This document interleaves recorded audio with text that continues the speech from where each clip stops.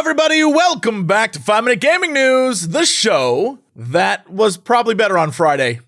I'm just gonna be honest with you. It had like a green screen, and today you're in a room that is the worst it's ever looked. And, it was Crendor, not me. So I saw your comments. Today in the news, at the top here, there is still a lot of news out there about Elden Ring. So our first story of the day is related to that and the future of FromSoft and the Soulsborne genre. It should come then as no surprise that the recent hype around author Brandon Sanderson has now brought the two of these things together. In a recent stream, the author known for his epic fantasy and sci-fi work, like the Mistborn series and Stormlight Archive, unboxed a gift sent to him by FromSoft, and while doing so said, they're interested in perhaps doing something together is what it says. I am as well, actually. This is how I roll. I actually have a pitch for them in the back of my head, so I may have to send them my pitch and see what they think. He went on to say that he's pretty much already thought up the pitch. In fact, he has a pitch for pretty much everything, even a Magic the Gathering story. What comes from all of this, besides internet hype, I hope, is more unique ways of displaying and showing and telling Soulsborne games, right? There's so many creative perspectives and authors out there that I think including more and more in these new games in the future will give us all sorts of fun stories. And if Elden Ring is any indication, there's so much there to discover. And that's always part of a Soulsborne game, like finding a sword and reading the description or finding an item, and like all that's been there. But Elden Ring feels like there's just more, and including George R.R. Martin.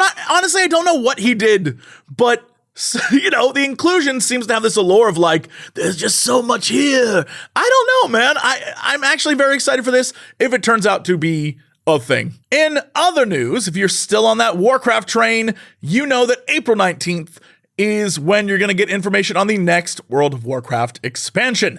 However, the internet may have already beat Blizzard to the punch. Over on Wowhead, there's an article about how data miners have discovered what appears to be either an elaborate April Fool's joke or the next World of Warcraft expansion title and premise. According to these leaks, the WoW website saw its source code add info for Dragonflight, with a base game, bundle editions, and an inaccessible URL, dragonflight.blizzard.com. The URL, according to users who did their digging, registered recently with screenshots offered as proof. The thing that I actually think is interesting here is the fact that this has been kind of the buzz in the WoW community, even when I was deep in it, with most of the fan speculation centering around the Dragon Isles, a kind of long-awaited bit of content from the game that was originally planned years ago. Could this be Blizzard trying to leave the stars in the afterlife and all that nonsense and bring it back down to Azeroth? And of course, because the internet loves its weird, potentially true, but most likely false confirmation photos, this picture started showing up. Could this be an inside look of what's to come? I guess we'll find out for ourselves and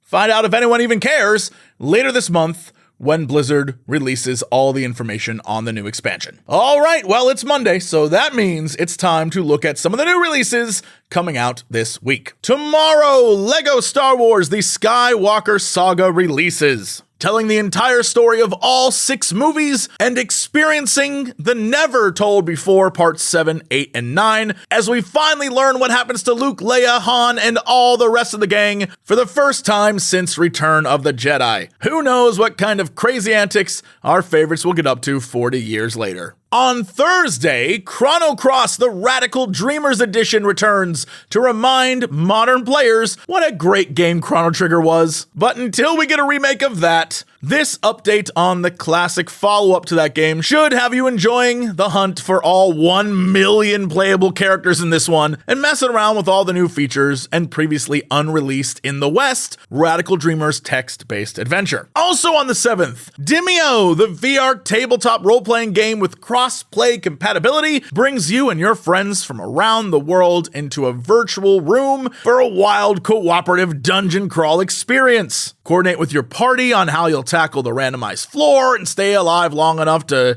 see the final boss, maybe. It looks like a fantastic way to get that group of friends that always seem to never want to meet in person into the same room to finally play D&D together. Anyway, that is it for the news today. Thank you so much for all the support and the comments and the likes and the sharing. And hey, We can do this. We can hit that 1 million subscribers. I believe. Also, I believe in everyone over on patreon.com/Jesse Cox. That's where I went with that. Especially Matthew F., Marcus Leong, and Matthias Rohus. I hope I said that right.